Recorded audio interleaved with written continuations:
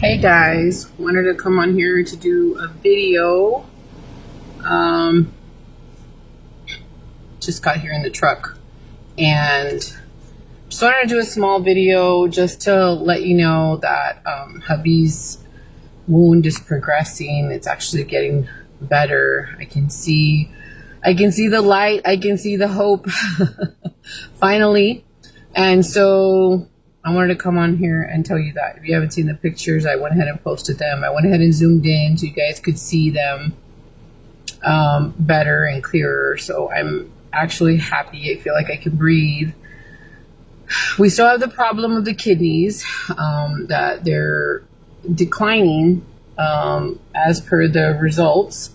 But hopefully, that will lift up. Maybe it was just a sepsis, that caused that. I'm not really sure, but I'm hopeful. I hope that, it just starts picking up again. And with the change of eating habits and the blood sugar under control and the blood pressure under control, and I've been having try to control his stress, to breathe more. We forget to breathe sometimes. And so I think it's important to remind people, and that's why I want to do this video too, to remind people that you need to breathe.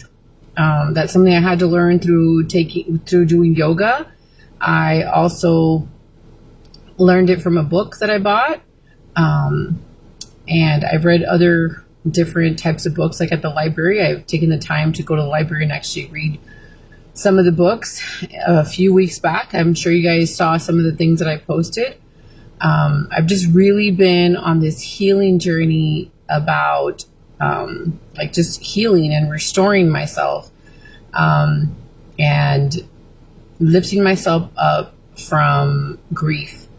And having to go through this again with my husband has definitely, moved some of those things, like the grief, like it was feeling like PTSD. But honestly, since I've been really on top of my scriptures, I feel really empowered and I feel more focused and less distracted with whatever might be going on in front of me. And so I think it's really important that you read your scriptures. I think it's important that you stay close and connected to God. So I wanted to come on here and say that. So hopefully, it helps somebody. But yeah, he's doing better, and we've just been really taking care of the wound. And are the kids coming already? We've just been taking care of the wound. And luckily we have some of the supplies to keep going. But I think it was just enough. They gave me some at the hospital. I have had to buy some extra gauzes at HEB. So if you guys don't know where to get gauzes and things like that, I'm sure but I get mine at HEB. You can get some at Walmart, but I always try to get them at HEB. And I buy the wound cleanser, the Skin Integrity. I buy that one at Lee's Pharmacy. I also buy the Hydrogel at Lee's Pharmacy, the iodine at Lee's Pharmacy. The hospital did give me, I believe, 3 bottles of the iodine or the betadine.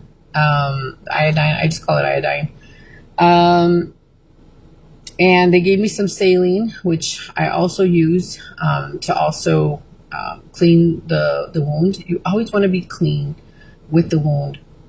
Depending on if there is any pus or bleeding or things like that, you want to be more on top of the wound. You want to change dressings twice or 3 times a day. But because my husband didn't have any pus, at the beginning we were doing 2 or 3 times a day.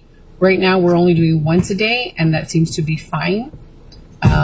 That's been working fine. So anyway, I wanted to tell you about the foot. It's getting better.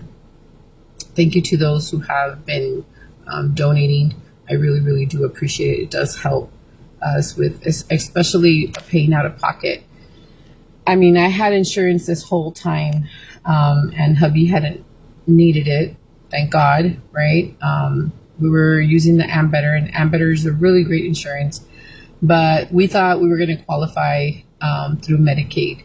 but my kids did, and I did, but my husband for some reason didn't, and so we didn't end up getting the insurance. So they did offer it through his work, but we thought, like I said, we were going to qualify, so we were kind of in that mess.